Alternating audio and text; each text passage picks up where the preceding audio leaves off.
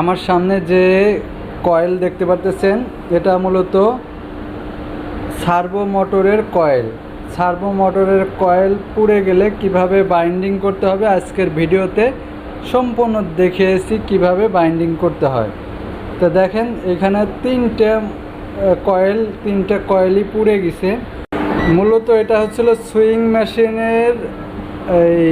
মেশিনের servo motor coil, circuit board সহ পুড়ে গেছে।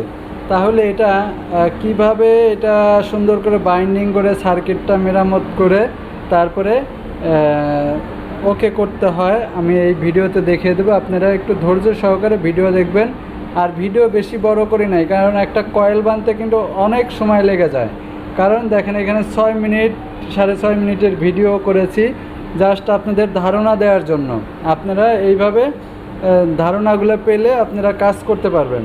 দেখতে পারতেছেন তিনটার মধ্যে একটা তার খুলে নিয়েছি, তারপর আর 2টা তার খোলা হয় নাই, তো এটা তার খুলে নেব আর কি। জাস্ট এই হচ্ছিল মূলত আপনার। দেখেন আমি 2টার তার খুলে নিয়েছি, আবার একটা তার খুলছি, খোলার পরে এখন দেখেন এটার পুরো তারটা খোলা হয় নাই, পরে খুলবো। একটা করে স্টেপ বাই স্টেপ কাজ করি।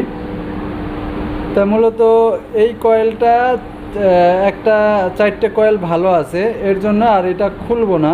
এটা না খুলে আমি আবার নতুন করে তার পেঁচাচ্ছি। দেখেন সর্বপ্রথম দেখেন এইখান থেকে আমি শুরু করতেছি। এই যে এইখানে দেখতেই পারতেছেন যে এই জায়গা থেকে শুরু করতেছি। এইখান থেকে শুরু করে তারপরে আমাকে যেতে হবে হাতের বাম সাইডে 2 ঘাট পরে আবার আরেকটা ঘাটে বসাইতে হবে। দেখেন মূলত এইখানকার কাজ শেষ। এখন এই যে 2টা কয়েল পরে আমি আবার এটা কয়েল পরাইতে হবে। দেখতে পাচ্ছেন যে এইখানে যে 2টা কয়েল গ্যাপ রেখে আমি আবার এইখানে পেঁচাচ্ছি। তো এইভাবে মূলত পেঁচাইতে হবে। পেঁচানোর পরে আমি দেখাচ্ছি আপনাদের, বোঝাই আগে, আপনারা আগে বোঝেন। আর ইলেকট্রনিক্সের কাজ করতে হলে খুব সতর্কতাভাবে কাজ করতে হবে, দেখে শুনে বুঝে, তাড়াহুড়ো করা যাবে না। আর এই যে কাজ করার সময় আপনার তারের সাইজটা ভালো মতো জানতে হবে, তারপরে সব কিছুই ভালো মতো জানতে হবে। আমি কিছু জিনিস আমি ডেসক্রিপশন বক্সে দিয়ে দেবো, আপনারা এখান থেকে দেখে করে নেবেন। সব কিছু যদি বলে দেই তাহলে আপনারা সহজভাবে শিখলে মনে থাকবে না, এই জন্য একটু কঠিনভাবে যদি শিখতে পারেন তাহলে মনে থাকবে। ঠিক আছে, আমার ডেসক্রিপশন বক্সে নাম্বার দেওয়া থাকবে, আপনারা চাইলে আমার সাথে যোগাযোগ করে আপনি ফোনের মাধ্যমে যোগাযোগ করলে আমি আপনাদের বলে দেব কি করতে হবে না করতে হবে।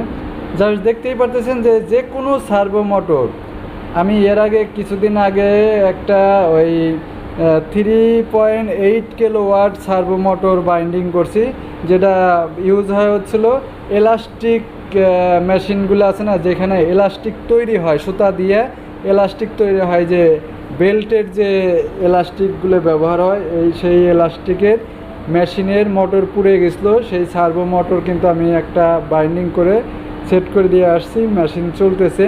তো মূলত যে কোনো সার্ভো মোটর আপনি যত বড়ই কোন আর ছোটোই কোন না হলে আমার সাথে যোগাযোগ করবেন, প্রয়োজন হলে আমার কাছে পাঠিয়ে দিবেন, আমি আপনাকে মেরামত করে দিয়ে দেবো, রিপেয়ার করে। ঠিক আছে, দেখেন আমার কিন্তু একটা কয়েল, আমি 4টে কয়েল পরানোর পরে কিন্তু আবার পরের কয়েল আবার পরাচ্ছি।